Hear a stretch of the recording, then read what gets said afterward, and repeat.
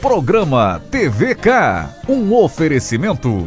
Alux Iluminação, Pidu Casa e Acabamento, Eleg Ambientes, Estela Yubi Banqueteria, Ateliê Ângela Guimarães, Morarte.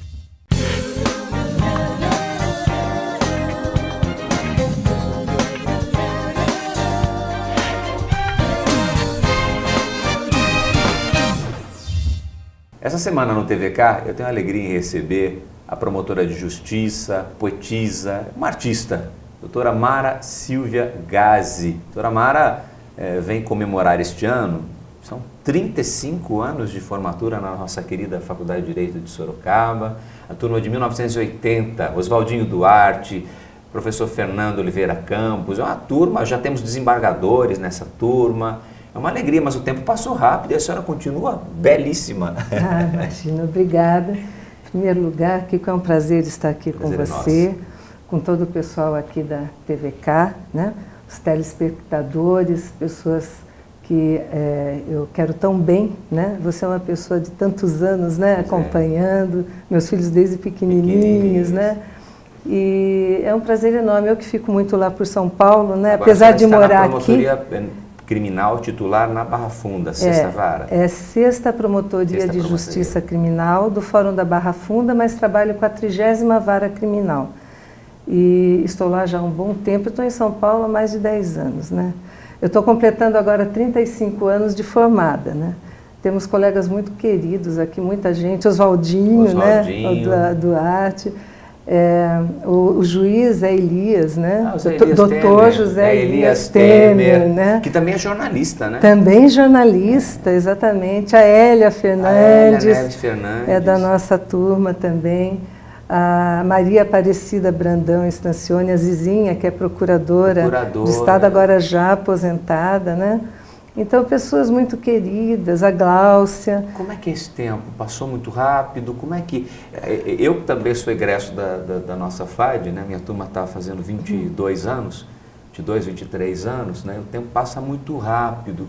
Como é que é ser uma operadora do direito? Como é que a senhora está entendendo hoje essa carreira jurídica no Brasil? Então, a carreira jurídica... Muitas mudanças, né, ao longo de todos esses anos. Sofreu diversas mudanças, né? Umas positivas e outras preocupantes, né? Para quem é concursado, isso não afeta tanto, né? Mas para quem não está na advocacia, eu vejo pelos meus colegas, não está sendo muito fácil advogar nos dias de hoje, né? É uma situação sofrida porque muita coisa já modificou, né? E muita coisa se resolve de uma forma mais informal nos cartórios, que antes demandava atuação jurídica de advogado. Então, mudanças vieram, mas eu acho que desde que o mundo é mundo, tudo evolui. Eu acho que o que é mais importante é a gente se adaptar às mudanças. A flexibilidade, eu acho que é o ponto nevrálgico da atualidade. No caso da área criminal, que é a sua atuação neste momento, né, já há alguns anos, as drogas são um grande problema nas famílias, na sociedade. Como é que a senhora encara este debate que começa a acontecer sobre a regulamentação, não a permissão, mas a regulamentação do uso da maconha? Como é que isso chega no ambiente jurídico? Como é que se entende? Já que nós sabemos que a maioria das prisões estão lotadas de pessoas que têm esse envolvimento. Esse problema da droga é muito complexo, né? E a legalização gera um debate das duas partes, pessoas defendendo com argumentos e outros contra com argumentos. É bem delicado, né? Muito complexo. Nós temos que ter presente a nossa realidade, do nosso país. E a droga, e eu digo droga não só aquelas ilícitas, né? Por exemplo, a bebida, né? Que é alcoólica. A porta de entrada daí para as outras. Eu ia falar. É um ponto muito problemático. Eu cheguei a atuar em São Paulo no GCRIM, Juizado Especial das Pequenas Causas Criminais. Hoje eu atuo com tráfico, antes eu atuava com o uso de entorpecente, que é um crime de menor potencial ofensivo. Eu tive uma equipe muito boa lá, com o doutor Nilberto, a doutora Cecília, E fizemos, a gente era uma família lá no GCRIM, e nós implantamos com o exemplo de Santana, lá na Barra Funda, a justiça terapêutica. E depois de um tempo, eu fiquei na frente disso, eu que coordenava toda a parte, dava palestras, e foi um trabalho muito gratificante. A droga, e eu digo isso abrangendo o álcool, embora não seja ilícito, né? Ela é o nascedouro da maioria dos delitos, né?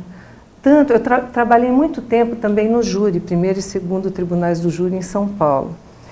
Muitos dos homicídios têm como base problemas ligados à droga. Então, eu acho muito preocupante essa coisa de dizer vamos legalizar aqui a droga. Mas a gente percebe que nós temos a legislação que avançou nesse sentido, no debate pelo menos, tanto em Portugal, na Holanda, nós temos aqui o Uruguai e a maioria dos países, inclusive na América do Sul e Latina, já tem algum tipo de diferença na interpretação quanto ao porte ou quanto ao tráfico.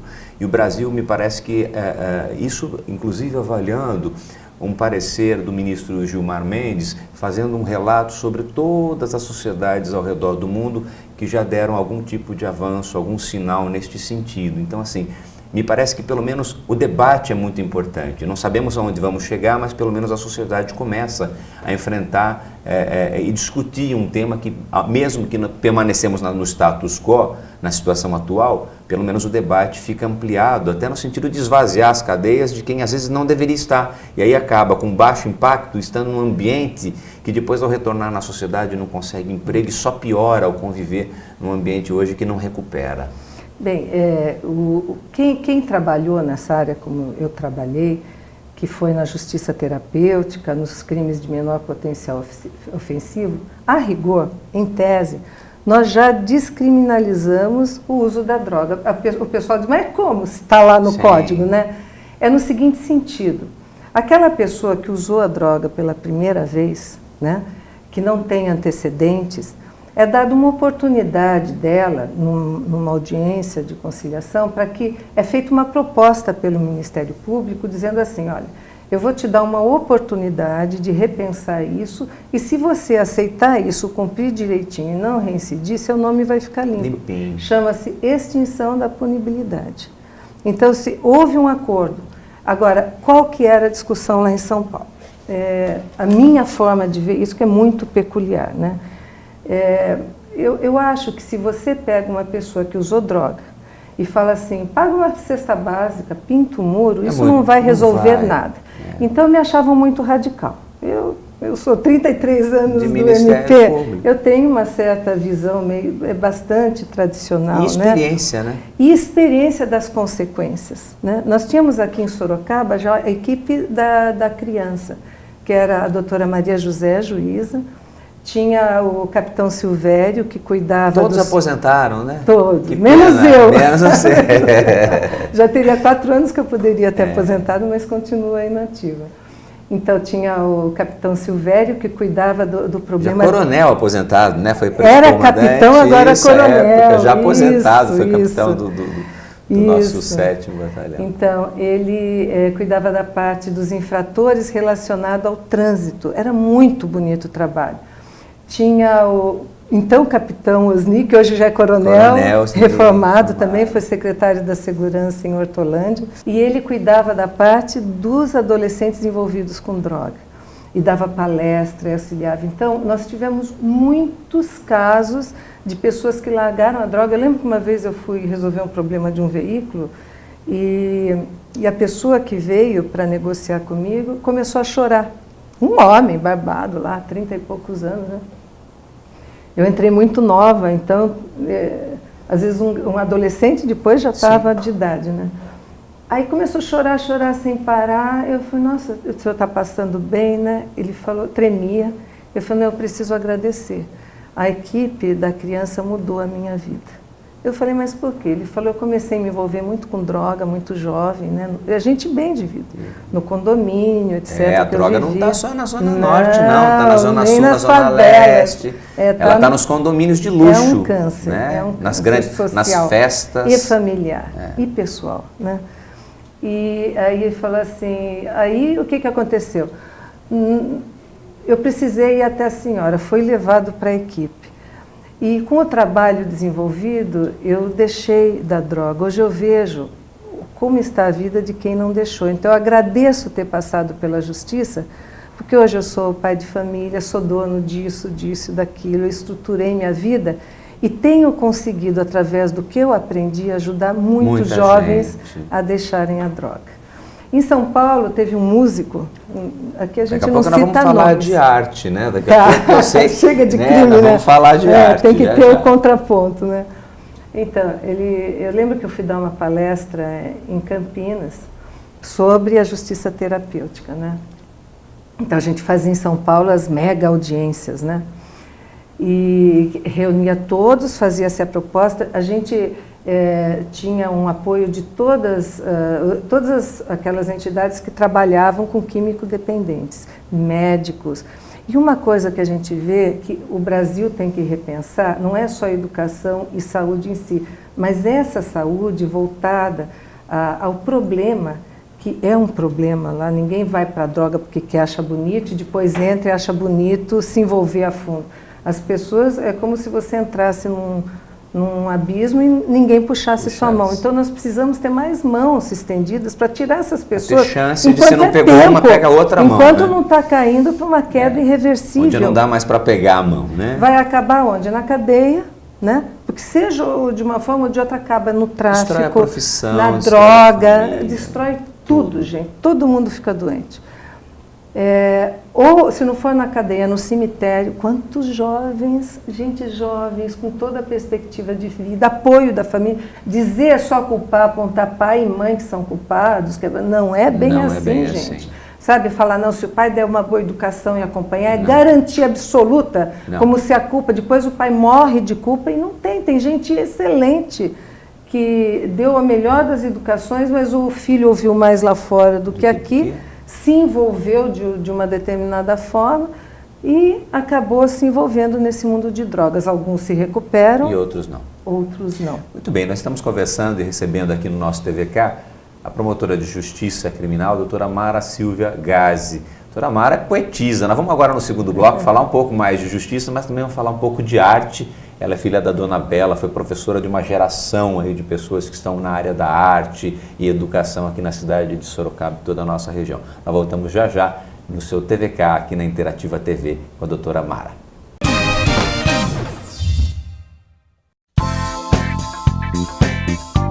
A Luxi Iluminação, uma loja completa do clássico ao moderno. Tudo para a iluminação da sua casa ou empresa.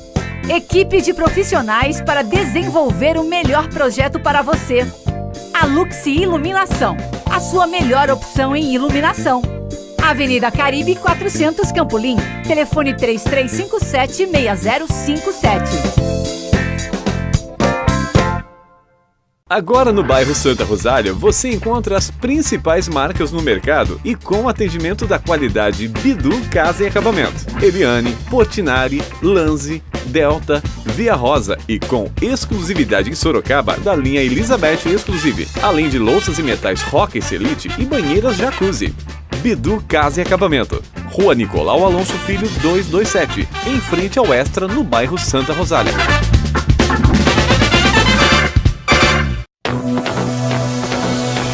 O seu ambiente precisa ser como você, único. Você quer um ambiente com o seu jeito, com o seu estilo.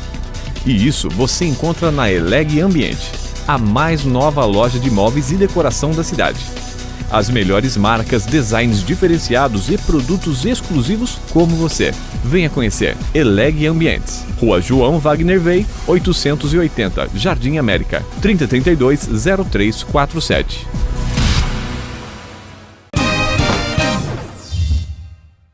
O nosso querido Urbano Martins, editor do Jornal Ipanema, participa agora com a sua crônica semanal aqui no TVK.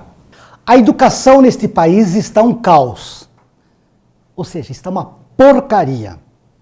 Professores mal remunerados, governantes desinteressados, alunos indisciplinados. Pois é, alguns chegam a agredir os professores em sala de aula, apontar armas. Aí vem o nosso governador do estado de São Paulo, Geraldo Alckmin, e propõe a reorganização das escolas, que nada mais é a divisão por ciclos, ou seja, algumas unidades iriam receber apenas crianças de 6 a 10, outras estudantes de 11 a 14 e outras unidades apenas adolescentes de 15 a 17. Eu conversei com alguns especialistas e até que me convenceram de que essa proposta é boa, só que o que fez o governador enfiou goela abaixo esta proposta, sem consultar a comunidade, e o resultado, invasão de escolas, agregado a outros partidos de extrema esquerda que foram entrando no movimento, o MST, e também que resultou aí não só na invasão de escolas, mas alguns vandalismos, como quebra de carteiras, quebra de janelas, arrancaram portões das escolas, e sem contar o confronto entre polícia militar e os estudantes. A verdade é o seguinte, e não é só o governo do estado, porque o governo federal também trouxe a parcela de culpa. As universidades federais ficaram fechadas por meses e meses e o governo federal não fez nada. A verdade é a seguinte, volto a repetir, a educação está uma piada. A consequência é que temos alunos que saem da escola sem saber ler adequadamente, escrever adequadamente e muito menos calcular. Quando a educação deveria sim servir de base para solidificar o futuro cidadão e não transformá-los em futuros políticos e profissionais corruptores e corruptos. Eu recebo esta semana a promotora de justiça criminal, atua hoje em São Paulo, a doutora Mara Silvia Gazi. Mas assim, quem conhece a doutora Mara sabe, durante tantos anos ela participou de sarais, poesia, música, né? Filha de artista, né? de uma educadora artística que é a Dona Bela. Dona Bela está bem, né? Professor de música mora comigo, vai para os 89 anos, graças a Deus. Como é que é esse lado, lidando com justiça, com tanta dor, e de repente a alternativa a confortar o dia a dia é um pouco de arte, um pouco de música? Você canta, né, Mara?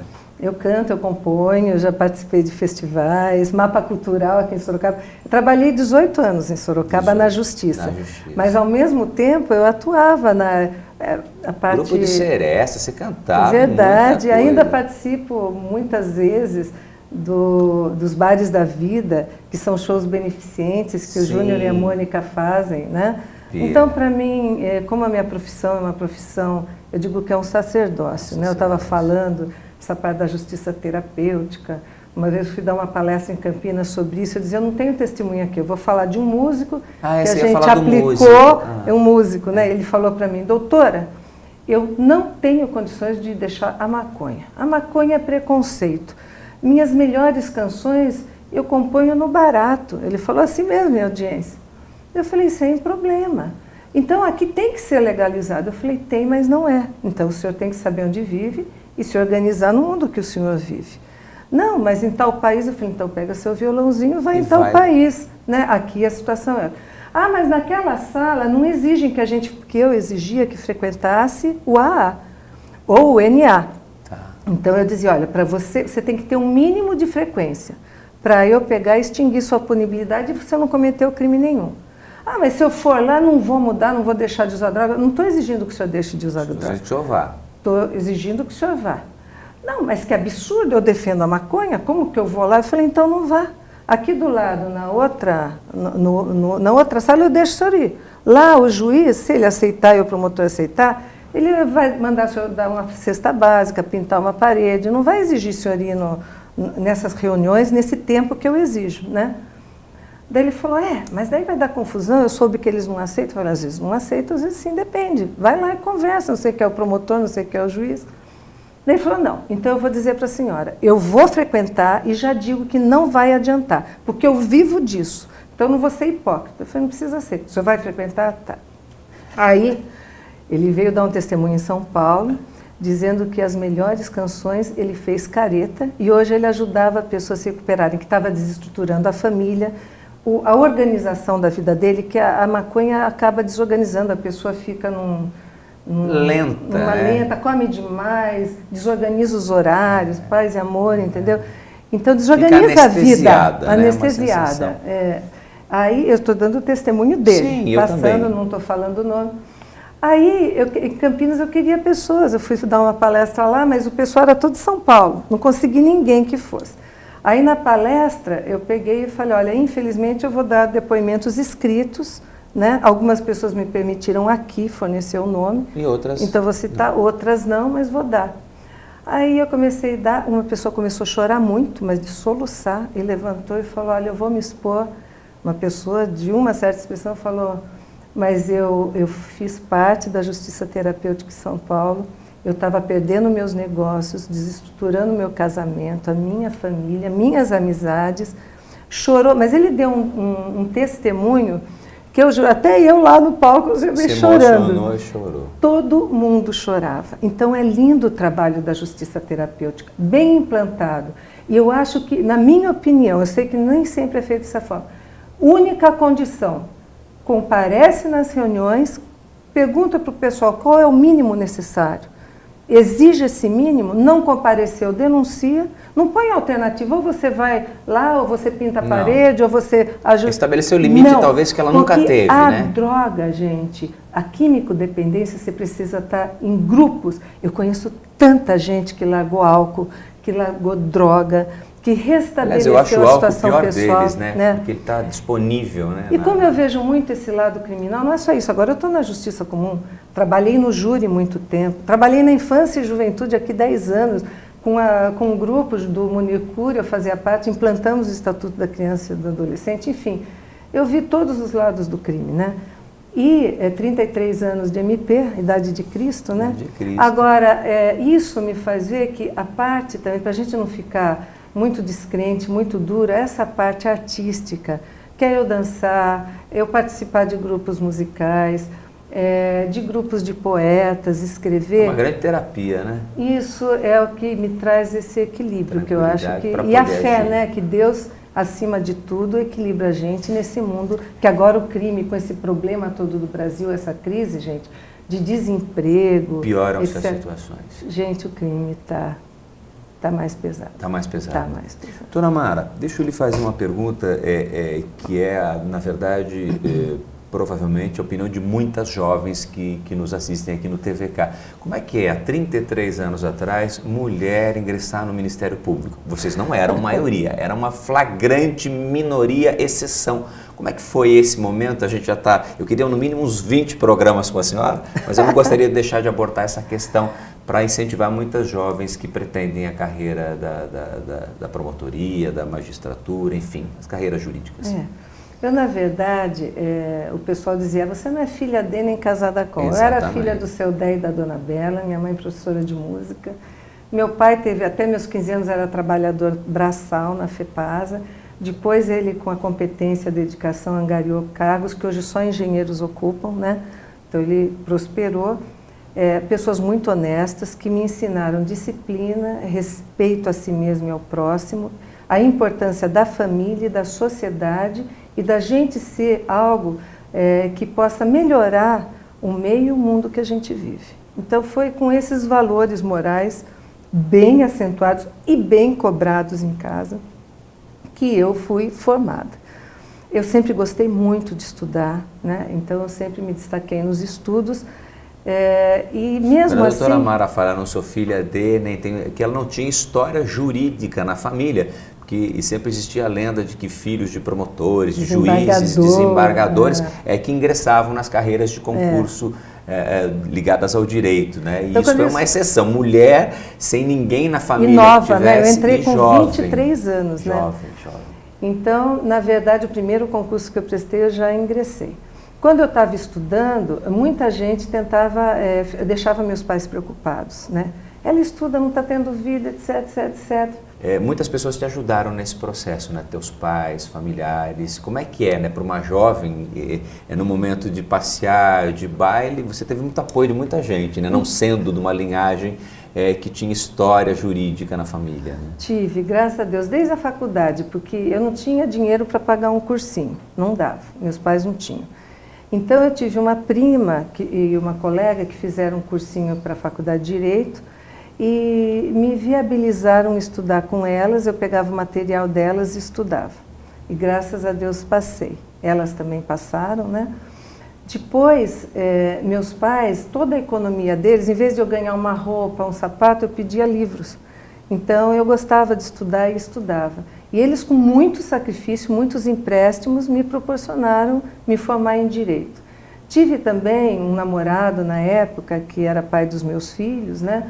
Eu namorei 12 anos, hoje é meu ex-marido, e que eu tenho muita gratidão. Um parceiraço nessa hora. Nessa hora você vê que foi. Faz diferença, né? Um relacionamento com gente que nos ajuda a prosperar. Né? Ele me apoiou muito a poder ser uma promotora de justiça, porque, lógico, que o tempo nosso ficava mínimo, né?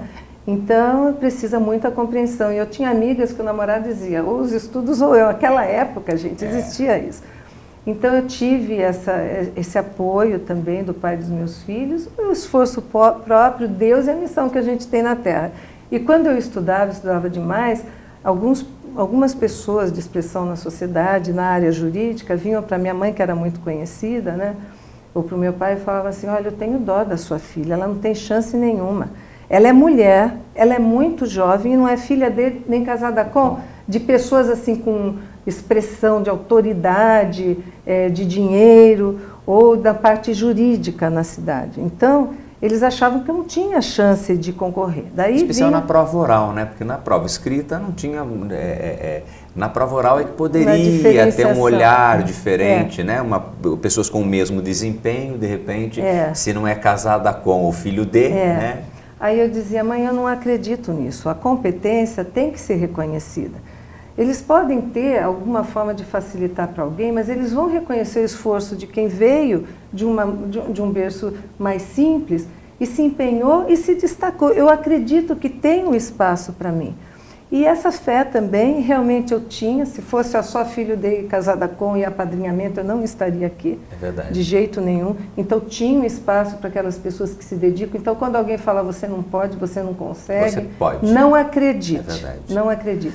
Se você se destacar, pode. Doutora Mara, foi um prazer. Comemore muito, né, com os seus colegas de turma. São 35 anos de formada na nossa Faculdade de Direito. Estaremos lá Domingo 13, vamos estar comemorando, né? Esse programa já Dia da Sorte. 13 é número cabalístico, Exato. gente. Nasci no dia 13. Nasceu, tá vendo? Olha só que pessoa brilhante. Então, sucesso a vocês, ao Muito Oswaldinho, ao obrigada. Fernando, a Gladys e tantos outros colegas de turma. Hoje, uns estão na área jurídica, outros não, desembargadores, promotores, juízes. Meus parabéns a vocês e muito sucesso. E a gente espera a senhora para um próximo programa para a gente falar mais sobre justiça, sobre sociedade, com essa sua experiência enorme e qualquer dia cantando, fazendo arte aqui na nossa Interativa TV. Foi um prazer estar com você. Eu agradeço o carinho desse convite, de estarmos nesse espaço. Você é uma pessoa muito querida, sempre foi, Obrigado. Sempre será. Agradeço estar aqui, poder conversar com o nosso povo de uma forma mais ampla e sempre será uma honra estar aqui com vocês. Muito bem, nós tivemos a presença da doutora Mara, que é promotora de justiça, Mara Silvia Gazi, artista, enfim, uma pessoa que luta por uma sociedade melhor. Terminamos aqui o TVK, fique com Deus e até o próximo programa.